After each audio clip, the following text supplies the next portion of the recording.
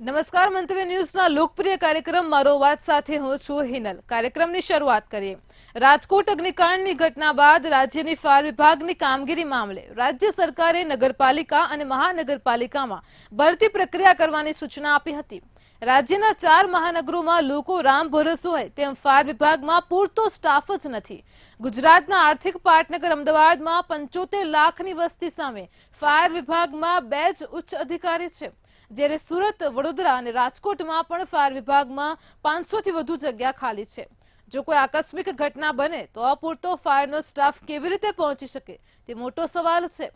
આટલી મોટી ઘટના ઘટવા છતાં પણ રાજ્ય સરકારને તંત્ર કેમ ઊંઘી રહ્યું છે, કેમ બેદરકારી દાખવી રહ્યું છે, એ સવાલ દરેક નાગરિકને થાય છે। ત્યારે આજ મુદ્દે રાજકોટની જનતા શું કહેવા માંગે છે, આવો સાંભળીએ। અગ્નિકાંડ બાદ રાજ્ય સરકાર તરફથી નગરપાલિકા અને મહાનગરપાલિકાને એક સૂચના આપવામાં આવી હતી અને આ સૂચના અનુસાર નગરપાલિકા અને મહાનગરપાલિકામાં મોટી સંખ્યામાં ભરતી થાય, એટલે કે ફાયર વિભાગમાં ભરતી થાય આ પ્રકારની સૂચના આપવામાં આવી હતી। છતાંય ક્યાંક ને ક્યાંક આ સૂચનાનું અમલવારી નથી થઈ।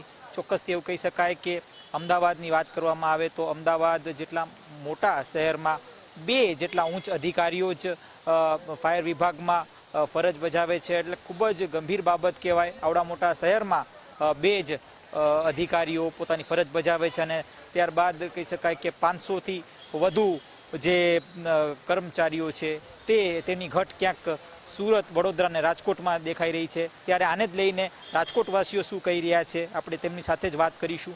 શું કહેશો, હાલ ફાયર વિભાગ ના કર્મચારીઓની ઘટ છે, આખા રાજ્યમાં જ પ્રકારની પરિસ્થિતિ છે, આપ શું કહેશો? ચોક્કસપણે હાલના જે રાજ્યમાં માહોલ છે કે જે ફાયર સેફટીને લઈને જે હમણાં જે રાજકોટની અગ્નિકાંડ થયું તેને લઈને તંત્ર દ્વારા ક્યાંક ને ક્યાંક ભરતીઓ કરવામાં આવી હતી।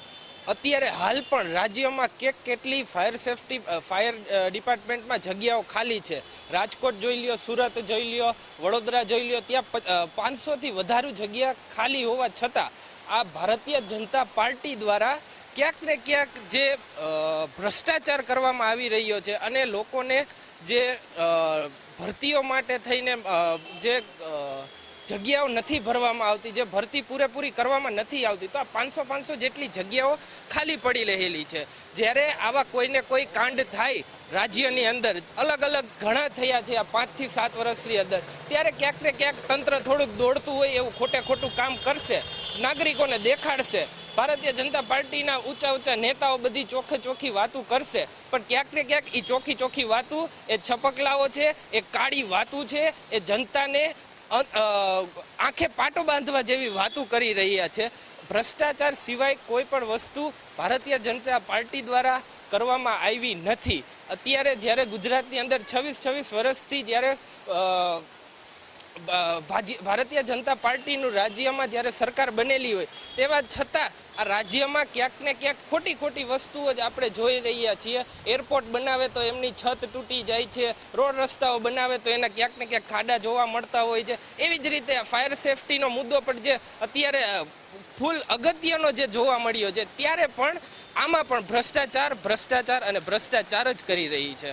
આપ શું કહેશો? હાલ અત્યારે જન્માષ્ટમીનો તહેવાર ચાલી રહ્યો છે, અનેક જગ્યાએ અલગ અલગ કાર્યક્રમો ક્યાંક થાય છે, ધાર્મિક કાર્યક્રમો, મટકી ફોડ કાર્યક્રમ હોય, મેળો હોય, પ્રાઇવેટ મેળો હોય, તો આના વચ્ચે ક્યાંક ફાયર સેફટીની ઘટ છે તે સ્પષ્ટપણે દેખાઈ રહી છે। શું કહેશો, આ પહેલાં જ ક્યાંક ને ક્યાંક સરકારે કાર્યવાહી કરવી જોતી હતી કે હજુ સુધી નથી થઈ? આ મુદ્દા ઉપર આપ શું કહેવા માંગો?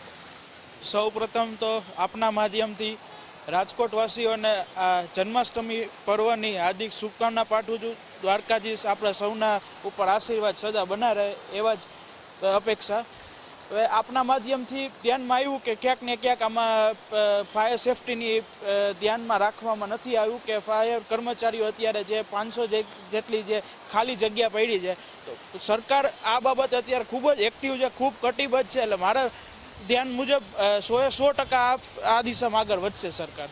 લાગે છે તમને આગામી સમયમાં ભરતી થઈ જશે? 100% ભરતી થઈ જશે, કારણ કે અત્યારે સરકાર જે લાસ્ટ કેબિનેટ મિટિંગમાં પણ આની ચર્ચા થઈ હતી, એટલે 100% થઈ જશે।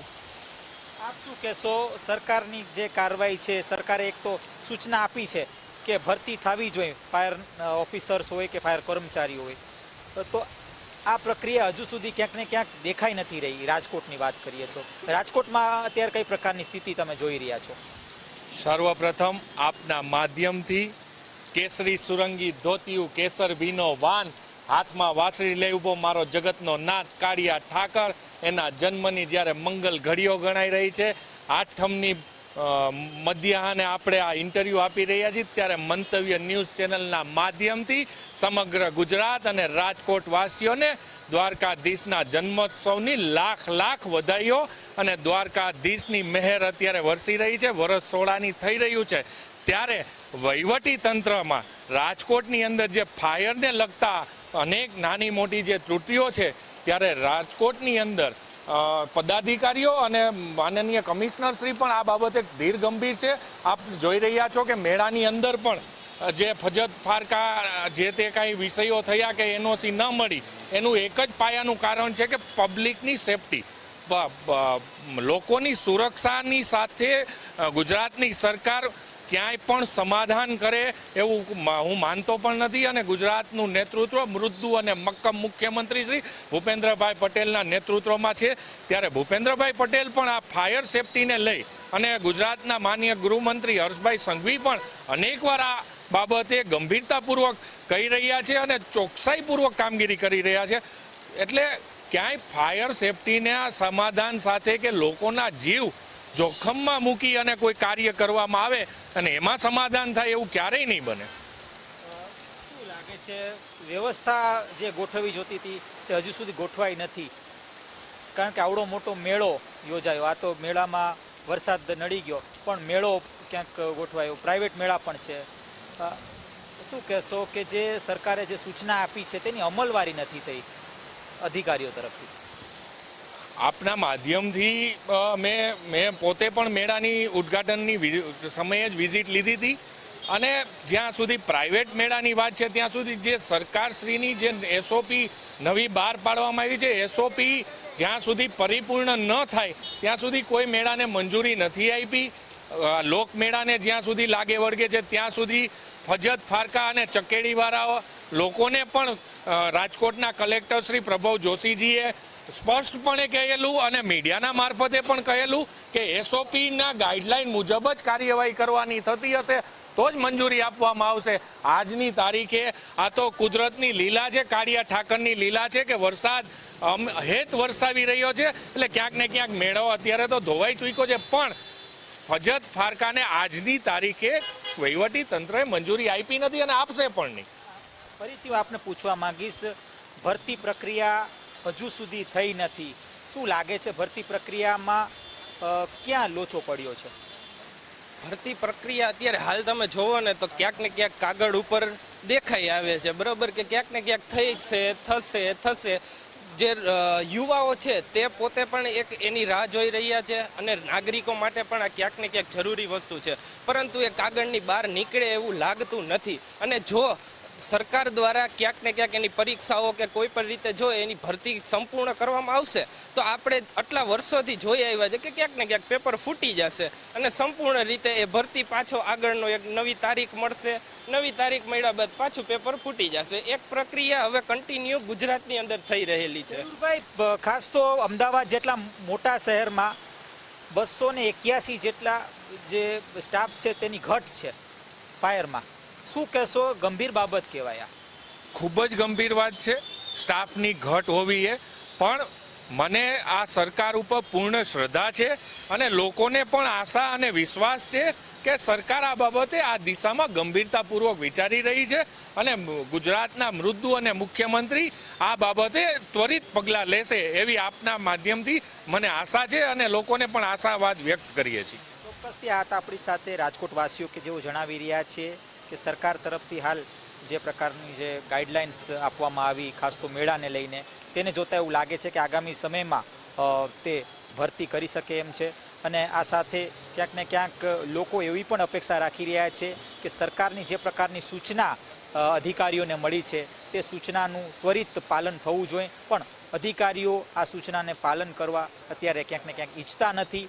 આ એક ગંભીર બાબત છે. ત્યારે આગામી સમયમાં લોકો એવી અપેક્ષા રાખે છે કે ફાયરના જે સ્ટાફ છે તે પૂરતા હોય, જેથી કરીને કોઈ અઘટિત ઘટના જ્યારે ઘટે ત્યારે ફાયરના સ્ટાફ ત્યાં હાજર રહી અને કહી શકાય કે લોકોનું જે જીવ છે તે બચાવી શકે.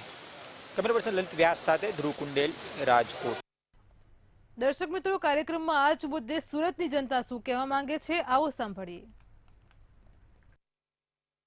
સુરતમાં અવારનવાર આગની ઘટના બનતી હોય છે. તક્ષશિલા કાંડ બાદ પણ ફાયર તંત્ર હજી ઊંઘમાં લાગે છે એવું લાગી રહ્યું છે, કારણ કે સુરતમાં 34 જેટલા ફાયર સ્ટેશનોની જગ્યા છે, પરંતુ સુરતમાં માત્ર 24 ફાયર સ્ટેશનો છે અને 50% જેટલી ફાયરના ડ્રાઈવર કહો કે પછી એના ઉચ્ચ અધિકારીઓ કહો, ચીફ ફાયર ઓફિસર કહો, તમામની ઘટ જોવા મળી રહી છે. ફાયર કર્મીઓની ઘટ જોવા મળી રહી છે. ત્યારે કેટલા લોકો આપણી સાથે છે, આપણે એ લોકોથી વાત કરીને જાણીએ કે એમનું શું કહેવું છે. ફાયરની જવાનોની જે ઘટ છે એને લઈને શું એક મોટી તકલીફ ઊભી થઈ શકે ખરી, શું કહેવું છે? આપની પાસે એવું જાણવા માંગીશ, ફાયરના જવાનોની જે ઘટ સામે આવી રહી છે, સુરતમાં અનેક ઘટનાઓ બની, સુરત શું, અમદાવાદ શું, રાજકોટ શું, દરેક જગ્યાએ ઘટના બનતી હોય છે, શું કહેવું? અત્યારે સુરત મહાનગરપાલિકાની જે વસ્તી છે એ લગભગ 85 લાખને આંબી ગઈ છે અને 470 ચોરસ મીટરનો આખો વિસ્તાર છે. પ્લસ સુરતની અંદર ઇન્ડસ્ટ્રીયલ ઝોન છે, જીઆઈડીસીઓ છે, કાપડ માર્કેટ છે, ડાયમંડ માર્કેટ છે.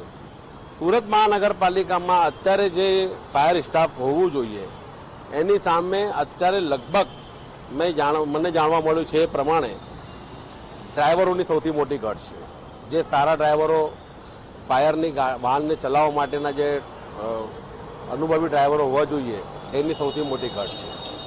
બીજું છે ફાયરમેનોની ઘટ, ફાયર ઓફિસરોની ઘટ.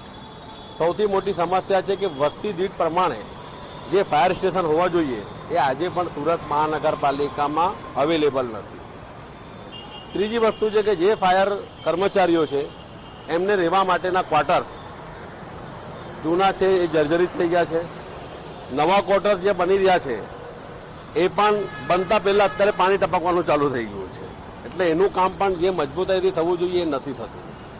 અને ફાયરમેનની એક એવી આખી તમે કોઈ પણ ગવર્મેન્ટ જોબમાં જો, મારું વ્યક્તિગત માનવું છે કે જેમ આપણા દેશના સૈનિકો બોર્ડર પર આપણા દેશની રક્ષા કરે છે તો હું બીજા નંબરે કોઈને સ્થાન આપું તો એ કોઈ પણ ફાયરમેન હોય, ફાયર ઓફિસર એને આપું છું.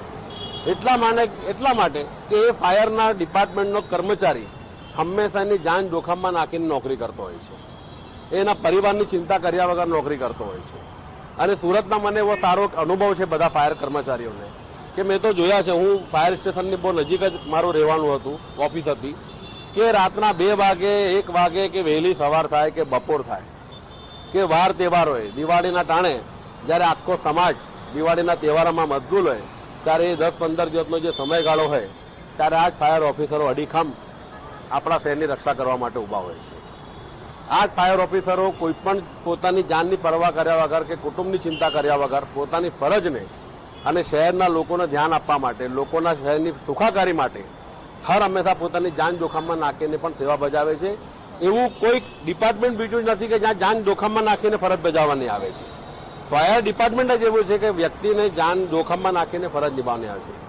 એની સામે દુઃખ એ બાબતનું છે કે જે ફાયરના ડિપાર્ટમેન્ટના કર્મચારી છે, હું એમ માનું છું આજે કોર્પોરેશનમાં 25,000 કર્મચારીઓ હશે, સફાઈ કામદારથી લઈને મ્યુનિસિપલ કમિશનર સુધી. પણ ફાયરમેન અને ફાયર ઓફિસરમાં સ્પેશિયલ કેટેગરી હોવી જોઈએ, સ્પેશિયલ એમને એલાઉન્સ મળવું જોઈએ અલગથી, કારણ કે એની નોકરી હંમેશા જાનના જોખમની છે. તો શાસકો હોય, વહીવટી તંત્રો એ બાબતે ધ્યાન રાખવું જોઈએ કે ખરેખર જે જાનના જોખમે આજે આપણા દેશનો સૈનિક છે તો એ એક સ્પેશિયલ કેટેગરીમાં છે.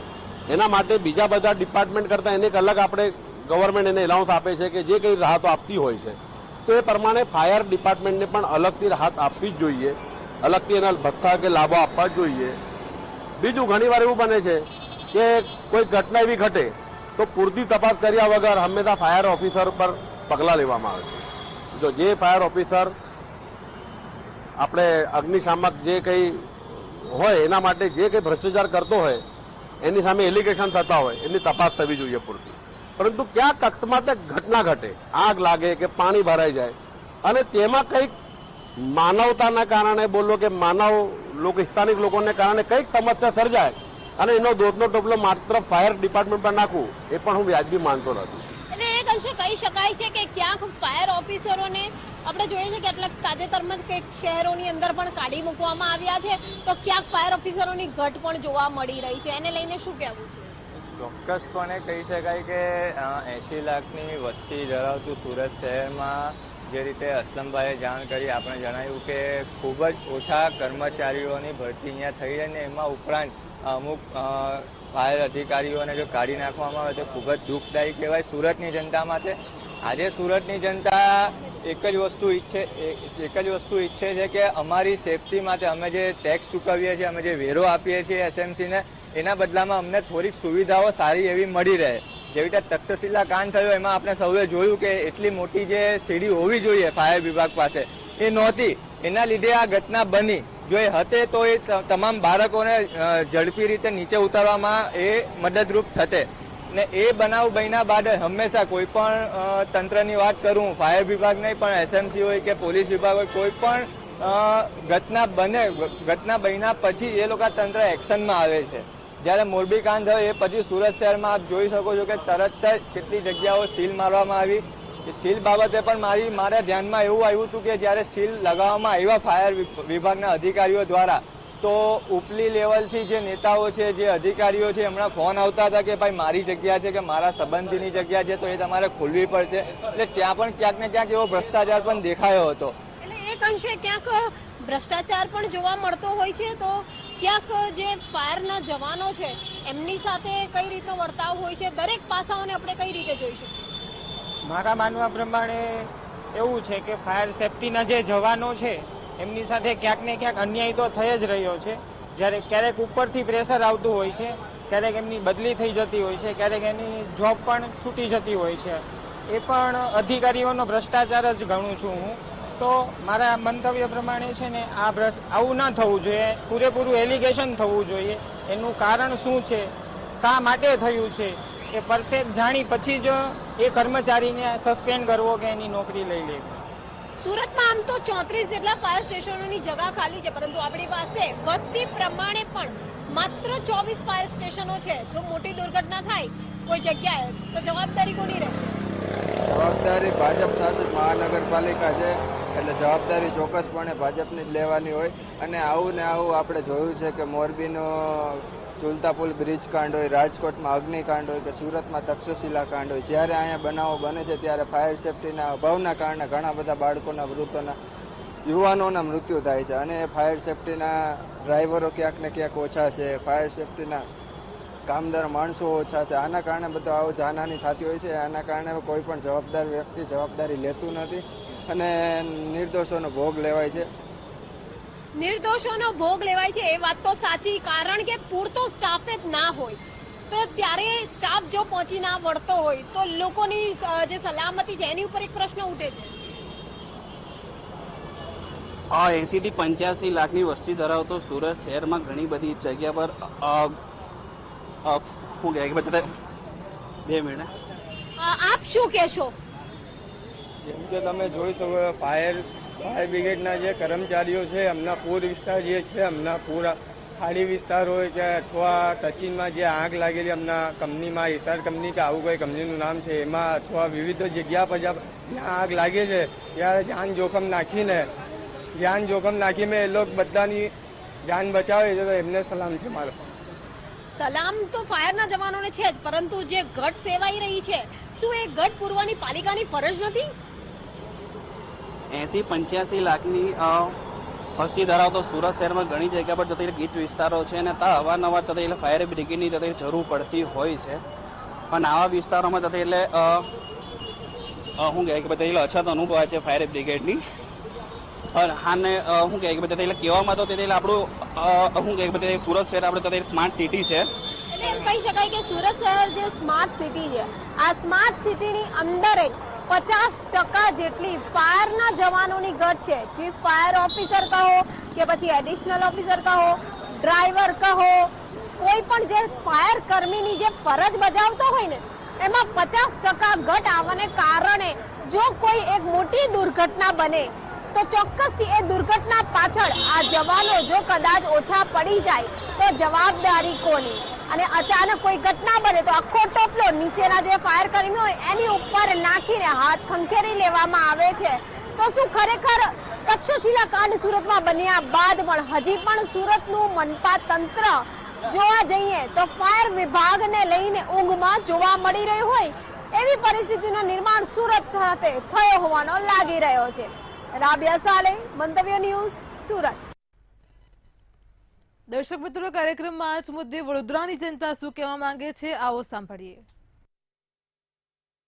આજે જન્માષ્ટમી એટલે કૃષ્ણ જન્મોત્સવ. દ્વાપર યુગ જેવી પરિસ્થિતિ ફરીથી થઈ છે. દ્વાપર યુગમાં જ્યારે કૃષ્ણનો જન્મ થયો ત્યારે દેશની તમામ નદીઓ ઉફાનમાં હતી અને આજે સ્માર્ટ સિટી વડોદરાના તમામ રોડ નદીની જેમ ઉફાને ચડ્યા છે. મંતવ્યની ન્યૂઝની ટીમ પહોંચી છે આનંદનગરના રહીશો દુઃખી છે. સ્માર્ટ સિટી વડોદરામાં 5300 કરોડનું બજેટ, પરંતુ નથી સિટી એન્જિનિયર, નથી ટાઉન પ્લાનિંગ ઓફિસર કે નથી ચીફ ફાયર ઓફિસર. સરકાર ગ્રાન્ટ આપે છે પરંતુ અધિકારીઓ નથી. અધિકારીઓના પાપે કૃષ્ણ જન્મોત્સવ વખતે દ્વાપર યુગમાં જે પરિસ્થિતિ હતી એ અત્યારે વડોદરાની પરિસ્થિતિ છે. આપણે આનંદનગરના નાગરિકોના મન લઈશું. મારો અવાજ, નાગરિકોનો અવાજ શું છે?